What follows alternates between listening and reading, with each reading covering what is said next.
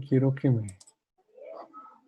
vayan respondiendo y que queden, digamos, claros hasta ahí las cosas. Entonces son 4 elementos: bienes y servicios, migración en términos de personas y de firmas, que se ve a través de capitales o de personas que se van moviendo, cultura, transferencia de conocimiento e integración de los mercados financieros.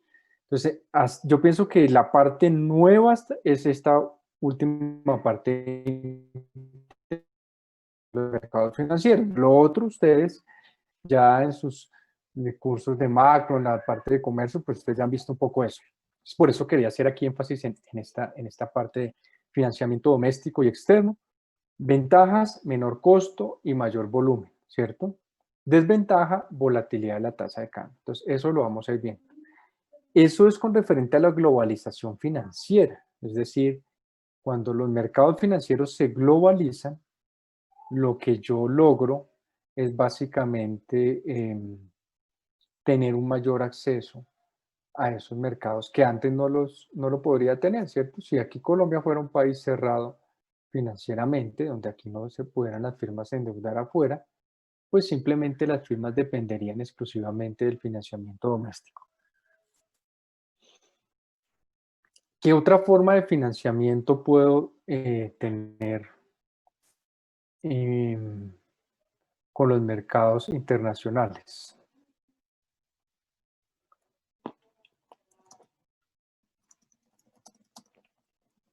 Profe, una pregunta. Sí, dime.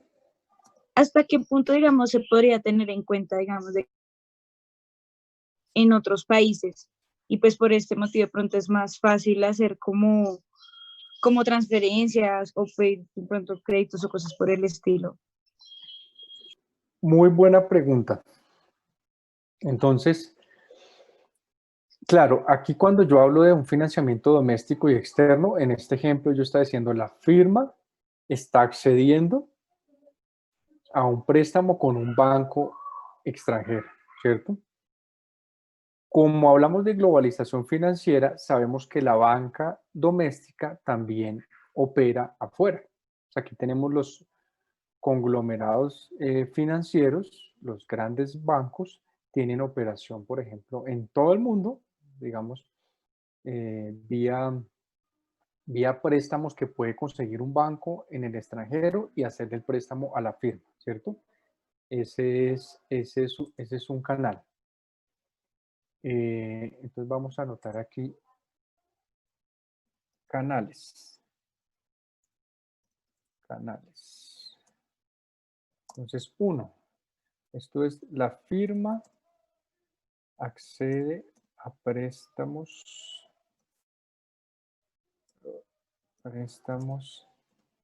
externos, ¿cierto? Es decir, de los bancos externos. 2, la firma accede a préstamos domésticos, ¿cierto? Domésticos otorgados por bancos que se financian en el exterior, ¿cierto? Y 3, el último, por aquí alguien ya escribió. Exacto, mercado de capitales, bonos y acciones. 3, la firma emite bonos en el mercado internacional. En el tema de las acciones, ¿qué es lo que hace? Entonces, bueno, los bonos, entonces hay un mercado global de bonos, la firma va al mercado global y emite bonos. Entonces piensen ustedes en Cementos Argos. Cementos Argos ha emitido bonos en el mercado de Estados Unidos, un mercado global. Yo emito bonos y básicamente ¿qué estoy haciendo? Me estoy financiando con recursos que provienen del exterior, porque ¿quién está comprando esos bonos? Inversionistas extranjeros que quieren tener ese bono emitido por una firma colombiana que tiene reputación para acceder allá. Mercado accionario. Hay firmas que van y cotizan en la bolsa de Nueva York, entonces yo tengo acceso a la bolsa y allá puedo emitir acciones y me puedo financiar. Eso hace parte de la globalización financiera. Cuando los mercados financieros me permiten ese acceso, pues yo estoy teniendo formas alternativas de financiar esos mercados. En la práctica, digamos que las firmas grandes, cuando las firmas ya logran tener una alta participación en el mercado doméstico y tienen inserción afuera, ¿cierto? Una firma Carvajal, entonces una firma que inicialmente era local, se moderniza, empieza a tener plantas de producción en el Perú, en Ecuador, emite bonos afuera, entonces esas firmas van ganando una dimensión global y se vuelven firmas que pueden ser transnacionales o firmas multinacionales que operan en varios países con todo su mismo sistema de producción. Entonces, esa escala de producción pues se va volviendo una escala global y la principal ventaja es que acceden, lo que mencionábamos acá, pueden acceder al financiamiento doméstico y externo, y la otra es que tienen un mayor acceso, vamos a ponerlo aquí, a ver qué pasó, un mayor acceso a la tecnología. Esto es fundamental. Esto es fundamental porque realmente una firma, cuando se inserta en un mercado internacional, lo que tiene que buscar es que esté operando con la última tecnología, la tecnología que le permita tener los menores costos de producción y la mayor productividad. Entonces, en el caso de la industria petrolera, firmas que llegan a Colombia, ¿qué hacen? Traen la última tecnología. Entonces las firmas traen los últimos desarrollos en la perforación de suelos, en la extracción del petróleo. Sí, esas firmas canadienses que tenemos acá, pues esas firmas traen la última tecnología.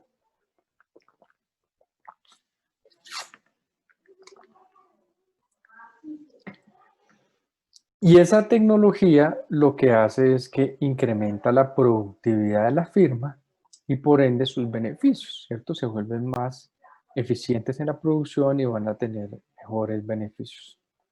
Entonces yo tengo dos grandes beneficios. Por un lado me puedo financiar a mejores términos y por el otro lado puedo acceder a una mejor tecnología, bien sea a través de la forma en la que va a operar la firma o, dado que tengo acceso al financiamiento externo, yo puedo comprar una máquina que cuesta $1 millón. Entonces, hay una máquina que producen en Japón que permite ensamblar acero a gran velocidad y que sería muy útil en la construcción. Y yo soy una constructora y eso no existe en Colombia.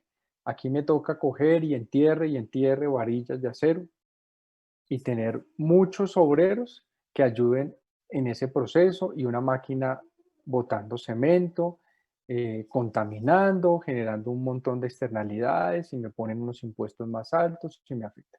Resulta que hay una máquina en Japón que lo que hace es que coge todo el acero y lo incrusta de una manera súper eficiente, lo condensa. Bueno, es una tecnología nueva. Cuando yo soy una firma con acceso a los mercados internacionales,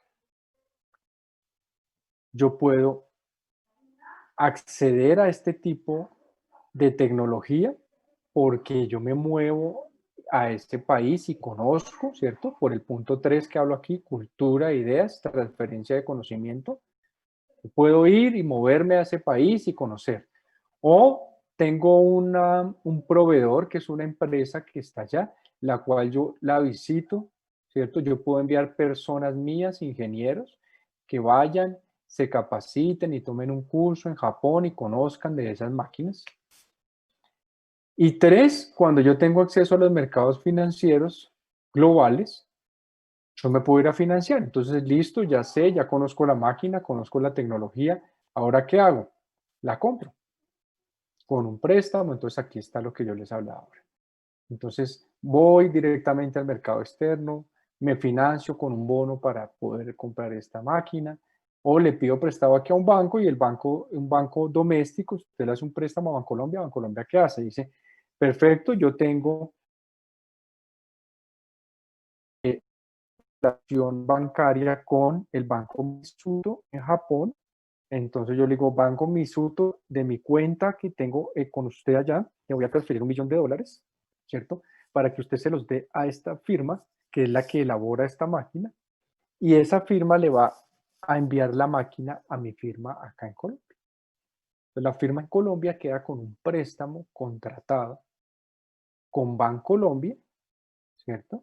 Bancolombia le da unas condiciones y le dice, mire, usted tiene acá un préstamo que fue en moneda extranjera, pero yo se lo voy a pagar, usted lo va a pagar acá en pesos y lo va a pagar en estas condiciones, una tasa de interés del 8% a 5 años, y exijo como colateral la máquina que usted va a traer. Entonces esa máquina queda, entre comillas, respaldando la obligación, es una máquina valorada en $1.000.000.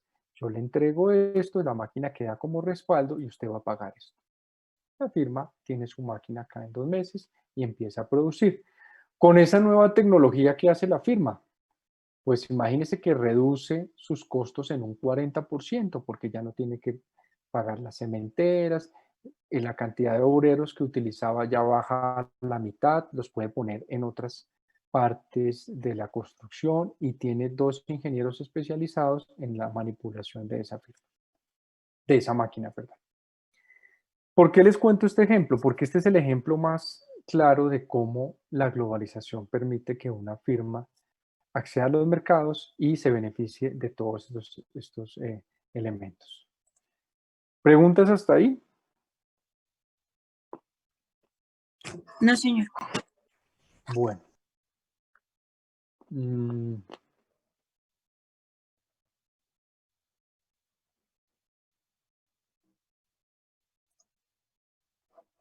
Entonces quitemos acá esto.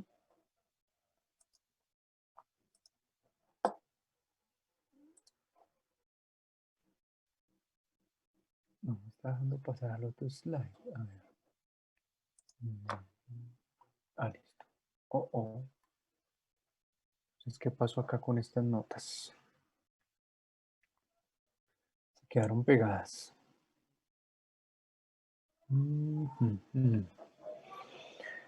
Esto se quedó aquí pegado. Bueno, yo hago acá.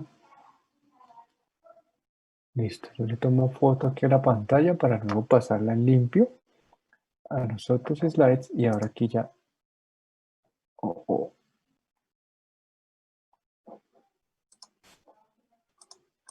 Sí, me toca darle aquí deshacer. Listo, es que usé la herramienta del Zoom.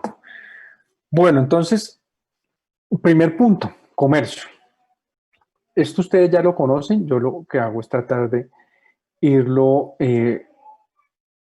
digamos, colocarlo en una notación que vamos a ir usando luego en los modelos que vemos de comercio. Entonces, lo primero es exportaciones, siempre va a ser X.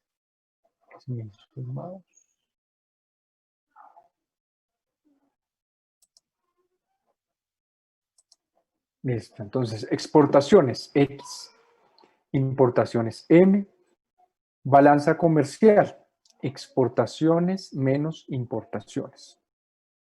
¿Qué es un superávit comercial? Cuando las exportaciones son mayores que las importaciones. Pues en ese momento decimos, este país tiene un superávit comercial. Es más, lo que él le vende al mundo que lo que él le compra al mundo, ¿cierto? Un ejemplo de un país que tiene superávit comercial permanente. China. Muy bien, ¿cierto? China lo hablamos un poquito la clase pasada, sabemos que China tiene un modelo de economía orientada al comercio exterior. Entonces China dice, yo tengo una estructura productiva con una infraestructura, con una tecnología de punta, con una transformación, digamos, comercial que han hecho en los últimos 30 años y está orientado a enviarle al mundo lo que ellos necesitan. Entonces ellos han estudiado los mercados, saben que el mundo requiere de ciertos bienes y servicios y poco a poco en la economía global. Al punto que, como lo veremos más adelante cuando veamos la coyuntura de la economía internacional, en la guerra comercial entre Estados Unidos y China, digamos que esa guerra nace debido a la penetración comercial tan fuerte de China en Estados Unidos. Sí, el déficit comercial que hay entre China y Estados Unidos es de alrededor de 500 billones de dólares. ¿Qué es lo que está reflejando? Que Estados Unidos tiene acá, mira, un déficit comercial donde el hueco, la cantidad en ese déficit bilateral solamente con China, el exceso de importaciones chinas frente a exportaciones de Estados Unidos hacia China es de 500 billones de dólares. Es decir, hay un hueco gigantesco que ha venido creciendo en los últimos 20 años con la inserción de China en el mercado mundial. Eso lo vamos a ver, digamos que con mucho detalle más adelante, después de que terminemos esta parte de conceptos. Entonces aquí yo lanzo una pregunta. Típicos quizzes que vamos a hacer aquí en clase, ¿cierto? Entonces pregunta, ¿cómo impacta el comercio al producto? Ustedes ven aquí la ecuación del comercio, perdón, la ecuación de la demanda agregada. Entonces está el producto, es igual a ¿qué? Consumo más inversión más gasto más la balanza comercial, la diferencia entre las exportaciones y las importaciones. Cuando las exportaciones son mayores que las importaciones, o sea, cuando estamos en una situación de superávit comercial, lo que está ocurriendo en ese país es que hay una entrada superior o una entrada grande de divisas que es más grande que la salida de divisas, ¿cierto? Yo tengo un volumen de exportación de 50 billones de dólares y tengo un volumen de importaciones de 30 billones de dólares. Es decir, cuando yo importo, yo tengo que sacar divisas del país para pagar esas importaciones. Y cuando yo exporto, pues yo las recibo. Yo soy el recipiente de ese flujo de divisas es el país doméstico. Cuando esa diferencia es positiva, es más grande mi ingreso que mi salida de divisas, lo que yo estoy teniendo básicamente es un impacto positivo sobre el crecimiento de la economía. Es decir, estas exportaciones lo que me están generando es un ingreso extra que tiene un impacto positivo sobre Y. ¿Cómo se mira eso en la práctica? Entonces, pongamos acá un momento. Entonces, en la práctica, ¿cómo se ve esto? Me voy a poner aquí.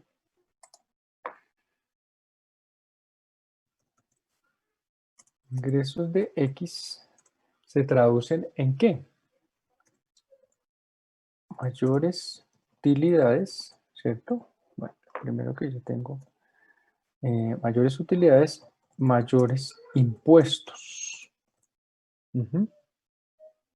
Entonces, básicamente, si aquí el caso clave acá, Ecopetrol. Ecopetrol es una firma que exporta petróleo. En la medida en que esa firma exporte más petróleo, va a tener mayores ventas. Cuando una firma tiene un nivel superior de ventas, tiene más utilidades, ¿cierto? Porque se supone que la firma, pues si está operando es porque su costo de producción es inferior a su ingreso, ¿cierto? Está teniendo un profit. Y ese profit está grabado con un impuesto.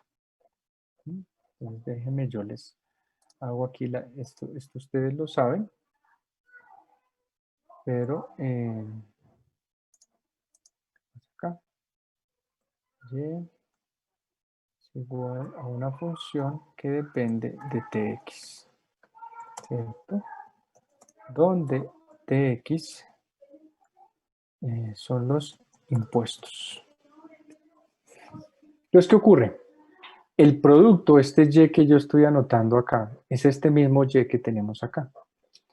En la medida en que una firma tribute más, pague más impuestos, contribuyen al ingreso. ¿Cómo contribuyen al ingreso? Porque miren que aquí está el G, que es el gasto del gobierno, ¿cierto? Entonces G, que es el gasto del gobierno, crece en la medida que Tx aumenta. Yo coloco esto por aquí. Listo. Y miren la relación que hay acá en G. Ustedes están viendo el mouse, ¿cierto? Sí, Ustedes ven señor. cuando yo muevo el mouse, ¿sí? Bueno. Sí. Entonces, miren lo que ocurre con G. G acá en esta ecuación tiene un signo positivo, es decir, que cuando el gobierno gasta más, crece el producto. ¿Sí? Eso ustedes lo vieron en sus cursos de macro, el efecto multiplicador del gasto del gobierno. Eso tiene un coeficiente que implica que por cada peso que gasta el gobierno, el PIB crece en 0.3 centavos. ¿Cierto? Hay unas relaciones que se han estimado, eso varía por países, pero básicamente es eso. Entonces, si un país consume más, aumenta el PIB. Por eso ahorita estamos de para abajo. ¿Cierto? ¿Por qué está cayendo la economía? Porque el consumo está muy deprimido. ¿Qué está haciendo la gente en este momento? Consume lo básico, los alimentos y las cosas básicas y los servicios básicos. La gente no está yendo a los restaurantes, la gente no está viajando, la gente no está cambiando el carro. Eso por el lado del consumo. La inversión, la medida en que crece la inversión, aumenta Y. Miren que tiene el signo positivo. ¿Por qué? Porque cuando una firma hace inversión real, lo que está haciendo es lo que hablábamos ahora. Yo me traigo una máquina de Japón.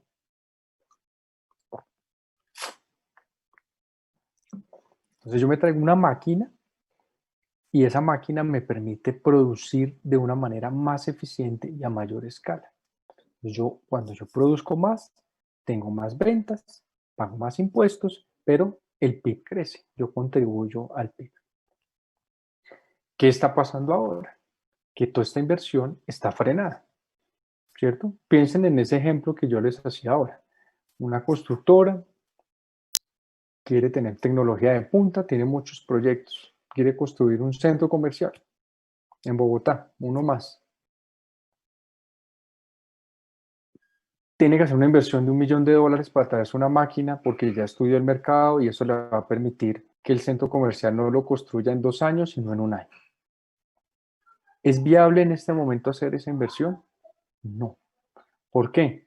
Porque primero hay unas restricciones en la parte de la movilidad, pero segundo porque hay una incertidumbre sobre la reapertura de la economía, ¿cierto? Entonces, si en 1 año yo termino el centro comercial, pero en 1 año resulta que seguimos con unas medidas, no ha llegado la vacuna, se siguen con restricciones, pues simplemente yo construyo un centro comercial y nadie me va a comprar los locales que yo voy a construir. Otro aspecto, una constructora, por su estructura financiera, pues tiene un capital que es pequeño, ¿cierto? La constructora que tiene el conocimiento, tiene unos ingenieros, unos arquitectos, tiene un grupo de trabajo experto que conoce el mercado. Pero para funcionar necesita unos socios estratégicos.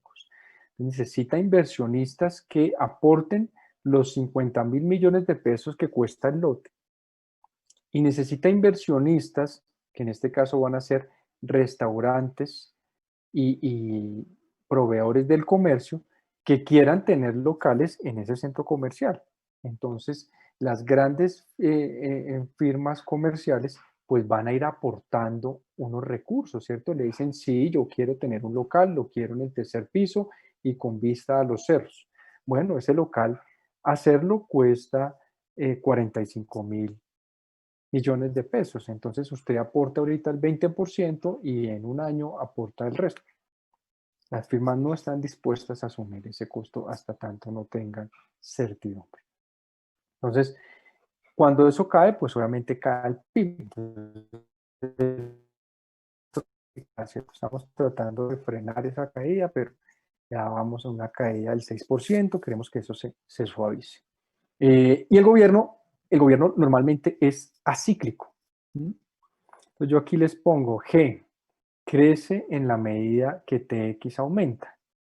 Claro, en las condiciones normales de la economía, usted tiene una economía que está creciendo, usted recibe más impuestos y usted como gobierno gasta más. ¿Por qué? Porque las firmas están pagando, entonces usted tiene capacidad para gastar un poco más en la economía. Por ahora yo no voy a tocar aquí todo el tema del balance fiscal, ¿cierto? El balance fiscal, la diferencia entre gastos e ingresos. Asumamos que esto es un gobierno que es sostenible fiscalmente, es decir, que el nivel de deuda que tiene es manejable y que está honrando su deuda de forma adecuada. Sus impuestos le permiten pagar la deuda y hacer gasto público. En las condiciones actuales, nosotros ¿qué tenemos? Que TX está cayendo, ¿cierto? Las firmas no están tributando ahora como lo hacían hace 6 meses. ¿Por qué? Porque sus ventas se fueron al piso.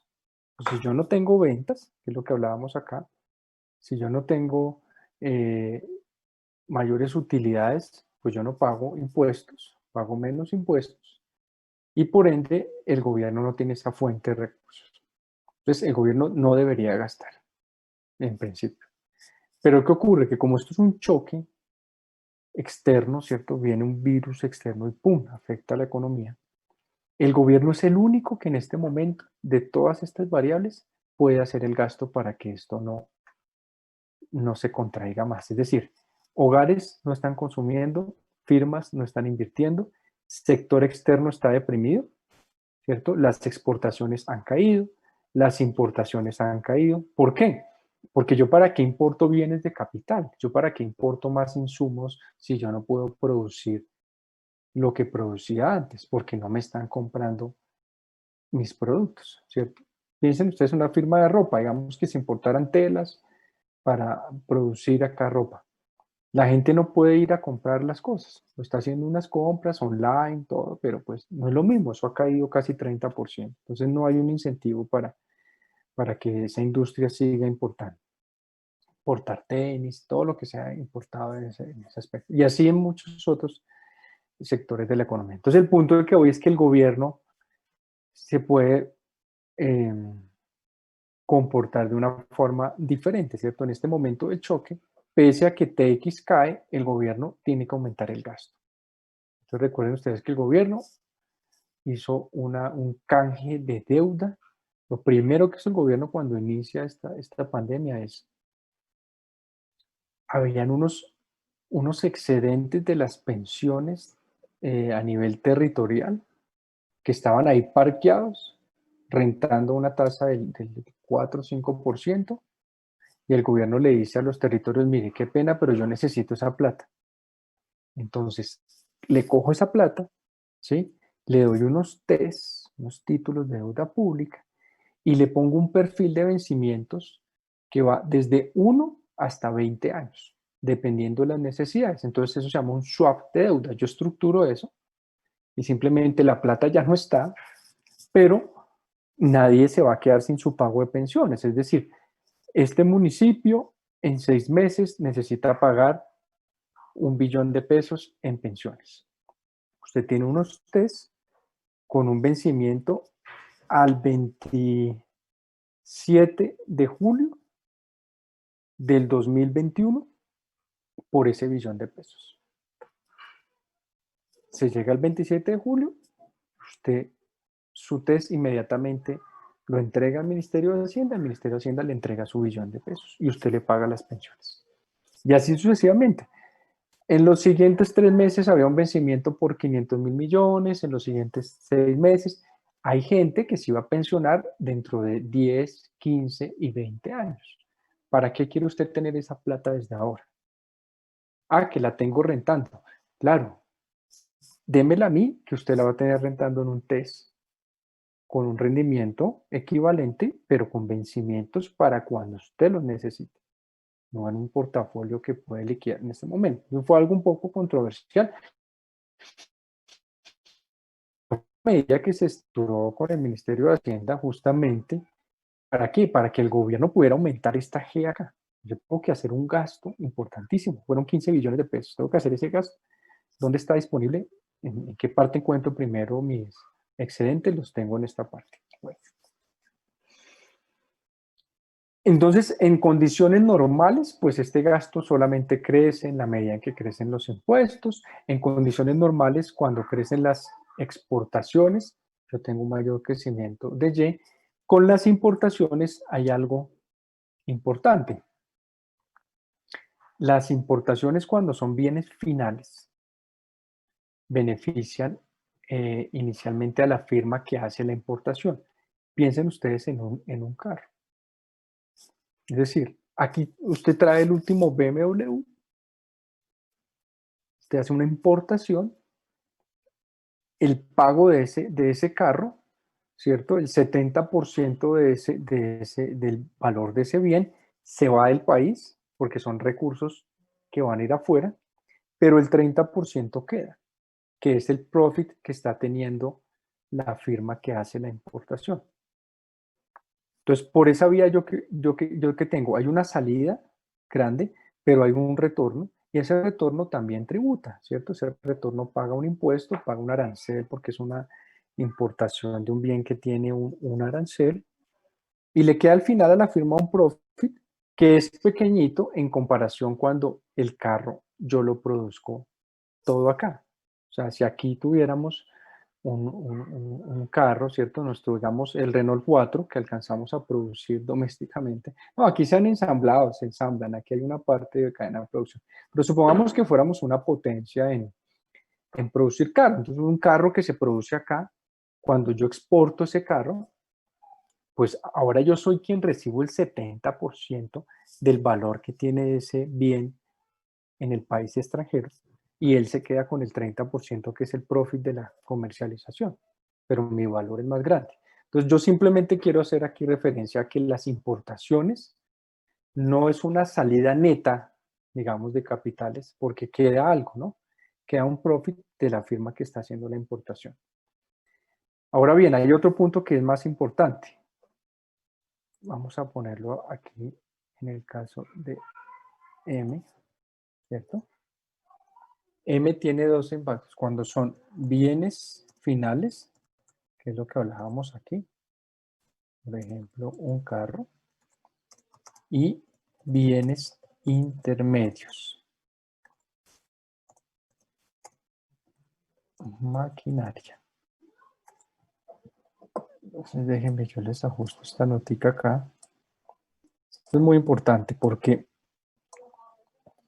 claro, el impacto, digamos, en el neto de la balanza comercial, siempre y cuando las importaciones sean mayores que las exportaciones, implica salida de divisas.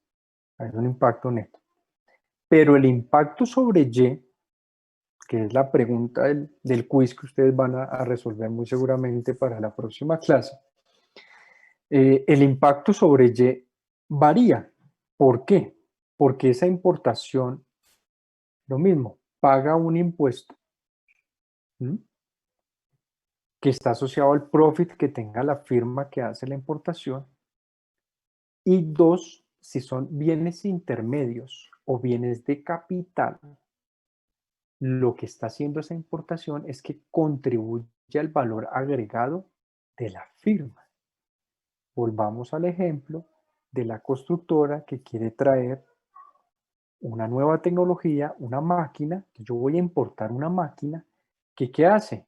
Esa máquina me va a aumentar mi productividad por ende va a aumentar mi producción, por ende va a aumentar mis ventas y va a aumentar mi tributación.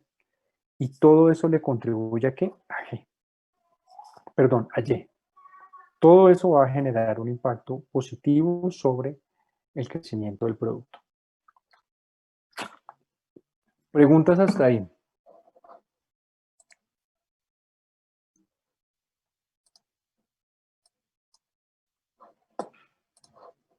Notar aquí, a ver, no me está dejando.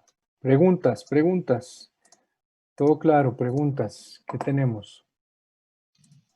Profe, qué pena. ¿Será que puede repetir esa parte? Cuando dice que los bienes, ¿cree que los bienes intermedios serán los que benefician al producto, al Y? ¿O eran los finales? Que no alcancé a escuchar bien. Bueno, Juan Fernando. Primero, ustedes me escuchan claro, ¿cierto? Sí, Sí, sin interrupciones, no se les va a ratos. Sí, pero a veces, a mí a A ratos ver. se me va, pero pues no es tan grave. Cortico, por aquí me dicen que 2 segundos. Bueno, es que ocurre que a mí me sale aquí un aviso a veces y me dice su red es inestable. ¿Ustedes ven ese aviso? Cuando me aparece en la pantalla, No, ese aviso solo lo ves No. tú. solo lo veo yo. Ah, ok. Es por computador, es dependiendo de Sí. qué tan lejos estás del router. Y qué tan Perfecto. cargada está la red, si en tu casa la están usando otras personas o no. Por eso se pone lento. Ok, bueno.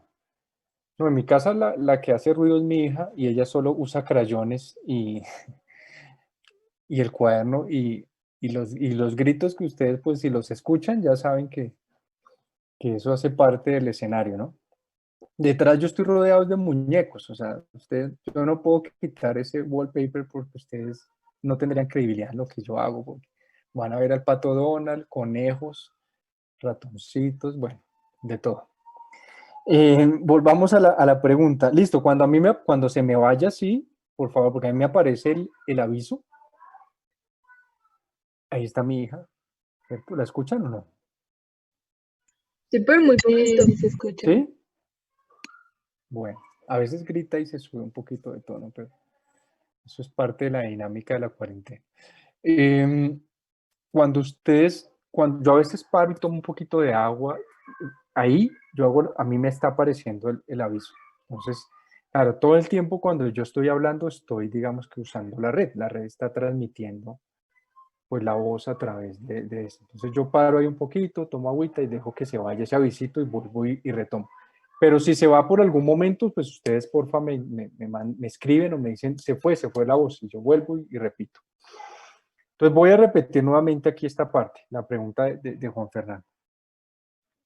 Es muy importante, por favor, tomen nota de esto, porque aseguro que va a haber quiz sobre eso. O sea, esto es clave que ustedes lo entiendan. Las importaciones tienen un impacto menor sobre Y. ¿Por qué? Porque, hago el ejemplo, es diferente cuando es un bien final y cuando es un bien intermedio. Cuando yo hago la importación de un bien final, alrededor del 70 o el 80% del valor de la importación sale del país, ¿cierto? Entonces el ejemplo que yo hacía ahorita del carro. Yo importo un vehículo, ese vehículo llega acá, pero yo no estoy, mi tecnología, ¿cuál es? Hacer 2 llamadas, ubicar al seller allá, ¿cierto? Hay una firma, yo tengo acá una concesión de la BMW, ya hice una inversión en una infraestructura para tener un local, para tener los carritos ahí parqueados. ¿Y yo qué hago? Pues conocer el negocio para poder negociar con mi proveedor internacional y asegurarme de que el carro venga acá y esté para dentro de 2, 3 meses, que es la fecha de entrega. ¿Sí? Por hacer esa gestión, yo cobro un margen de intermediación y el proveedor internacional, ¿cierto? La casa matriz, pues le da un parte del profit a la firma acá. Ese profit que es pequeño es el que tributa y es el que tiene todo el efecto que hemos visto acá, ¿cierto? Ese profit es el que tributa y me va a hacer crecer ya. Cuando es un bien intermedio, que era la pregunta de Juan Fernando, la contribución es más alta que cuando es un bien final. ¿Por qué? Porque cuando es el bien intermedio, yo me estoy trayendo un bien que contribuye a la producción de otros bienes, es decir, que genera ¿qué? Valor agregado. Yo traigo una máquina en el ejemplo que estamos manejando, traigo esa máquina japonesa, última tecnología, para ensamblar acero y construir edificaciones. Yo voy a tener un beneficio, un retorno más largo, y ese retorno que me va a generar mayor. Lo primero es un impacto en productividad. Por eso aquí es importantísimo la productividad. Yo tengo un impacto en productividad, me genera aumentos en la producción, y ese aumento en la producción, listo, gracias Manuel. Entonces, ese aumento, lo que les decía ahora, llega esa máquina, ese aumento en la productividad me genera mayor producción, y cuando yo tengo mayor producción, yo tengo mayores utilidades y por ende pago más impuestos. Entonces, eso me está generando eh, un ingreso adicional al país en el que se está haciendo la producción. Entonces, ese es el efecto. En el otro lado yo les digo, el profit acá, bienes finales, es pequeñito, queda un margen por hacer la intermediación. Cuando son bienes intermedios, el margen es más grande. Pero en ambos casos no se compara con el de la exportación, ¿cierto? Cuando es la exportación y todo es industria local, yo no importo nada. O sea, piensen ustedes en el petróleo, es un claro ejemplo. El petróleo, digamos que aquí ya hay taladros, aquí ya, nosotros llevamos 30 años, 40 años de este negocio. Entonces aquí ya Colombia es experto en producir petróleo. Ya aquí está. Entonces, ¿qué es lo que hacen? Que antes vienen las firmas canadienses, americanas, ¿cierto? Inglesas, viene la BP, y ellos se traen acá y traen sus taladros y ellos quieren es que uno les deje el pedacito de tierra para que ellos saquen el petróleo y lo exporten. Entonces, lo que hace el país es que les da una concesión, les dice, listo, exporten. ¿En asocio con quién? Con Ecopetrol o con otra firma, y esas firmas todas están beneficiándose de la exportación de ese bien. Y el precio que se paga internacionalmente por el petróleo ingresa acá. Si yo saco 100.000 barriles de petróleo, pues me ingresa ese equivalente en divisas, y por ese monto es que yo pago impuestos, ¿cierto? Por ese monto es que yo genero mayor consumo, mayor inversión aquí en la economía. ¿Listo? ¿Claro el punto?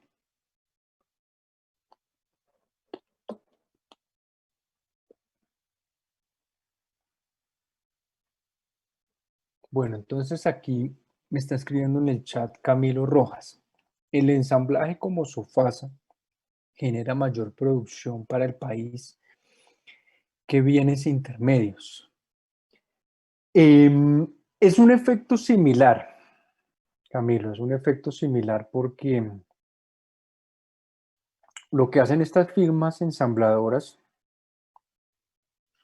es que hay una importación porque el motor viene, o vienen las partes del motor, viene el chasis, y aquí localmente digamos que se producieran algunas partes, las puertas, alguna parte de las llantas. Aquí fabricamos llantas, entonces eso no tiene mayor tecnología. La tecnología fuerte del funcionamiento, toda la parte tecnológica del vehículo, ¿cierto? El computador que tiene insertado el vehículo, la relación, las cajas automáticas, todo eso se importa. Entonces llegan todas esas partes acá, y aquí hay una ensambladora. Esas firmas lo que hacen es armar el carro. Entonces, por armarle el carro, yo le cobro un valor, ¿cierto?